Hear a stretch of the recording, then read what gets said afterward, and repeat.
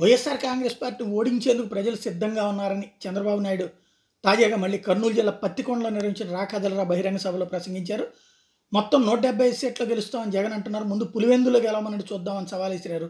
వైకాపా ప్రభుత్వంలో 10 మంది మంత్రులు పోటీ చేయడం లేదు. బీసీలు, దళిత ఎమ్మెల్యేలు సీట్లు మారుస్తున్నారు. జగన్ వచ్చాక ఒక అభివృద్ధి కార్యక్రమం చేయలేదు. అన్న క్యాంటీన్, చంద్రన్న బీమా, విదేశీ విద్య ఉందా? జాబ్ క్యాలెండర్ పేరుతో యువతను మోసం చేశారు. ఉద్యోగాలు భర్తీ చేయడం లేదని వాళ్ళలో బాధ కనిపిస్తోంది. యువతకు జాబ్ రావాలంటే బాబు రావాలి. యోగాళం కింద ఏటా 4 లక్షల ఉద్యోగాలు భర్తీ చేస్తాం. అట్లాగే జగన్ కేవలం బిల్డప్ బాబాయ్, ఆయనకేం తెలియదు. నంద్యాలలో ముస్లింలకు ఏమైనా సాయం చేశారా? మేము ఇచ్చిన రంజాన్ తోఫా, దుల్హన్ పథకాలు తీసేశారు. వేధింపులు తాళలేక అబ్దుల్ సలాం కుటుంబం ఆత్మహత్య చేసుకుంది. జగన్ అహంకారం దించేందుకు ఉద్యోగులు సిద్ధంగా ఉన్నారు.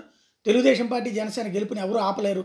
మీకు భరోసా ఇచ్చేందుకు పత్తికొండకు వచ్చే ప్రభుత్వం ఒక్క సాగునీటి ప్రాజెక్ట్ అయినా పూర్తి చేసిందా?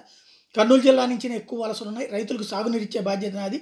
ఆర్డీఎస్, గుర్రు రాఘవేంద్ర, గుండ్రేవుల ఎల్ఎల్సి పూర్తి చేస్తాం. బీసీలను అన్ని విధాలా ఆదుకునే బాధ్యత నాది.